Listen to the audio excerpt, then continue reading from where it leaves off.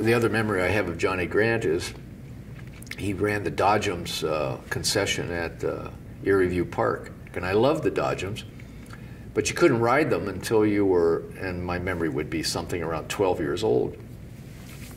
And my birthday is July 30th during the summer.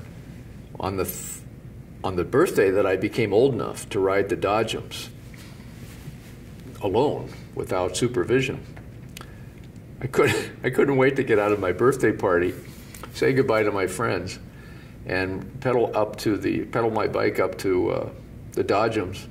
And I yelled at Johnny, I announced loudly, "I'm 12, I'm 12." And he let me ride all day long. And it's a wonderful memory.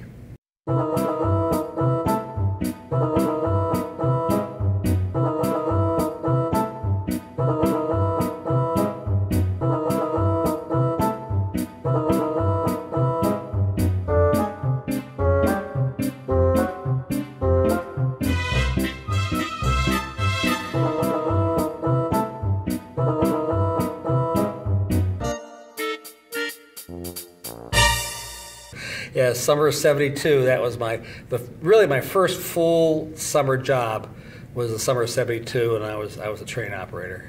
And the next year I went over to the arcade. Train was a mellow ride to run. You know, it was fun, and it was a train. I mean, what kid doesn't like a train? I still like trains today. It actually was a Ford 9N chassis and tractor that he just built a train engine around.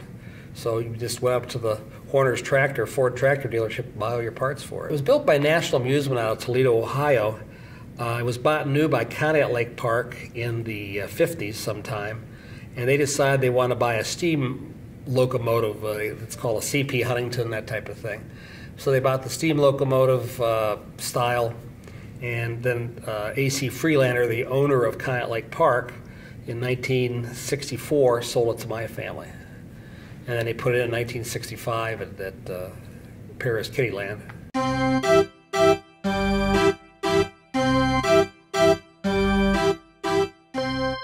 That model of Ferris wheel was the largest selling model of any Ferris wheel in the world.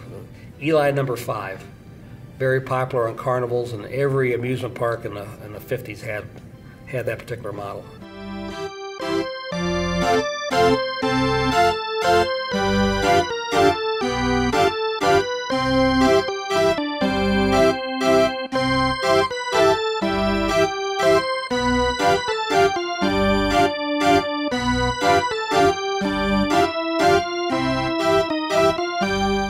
Operational costs, mostly labor. It was a number of factors financially. For the last 4 or 5 years we had the park, we ran it as a loss.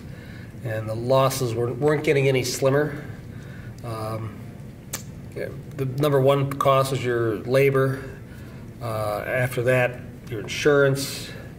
Then you had all the other associated costs that went with it. So it was a highly leveraged business. I mean, when you did well, but you know, to be open all the hours that we were and the time, it took 24 people to run the park on a very busy day. That included, you had to have at least 2 managers. ticket takers, your operators.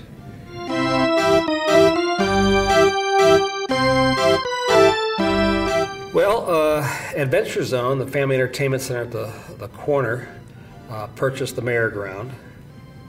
Merry-go-round was bought new for Erieview Park in the 50s, and then moved down to Adventure Zone after the auction.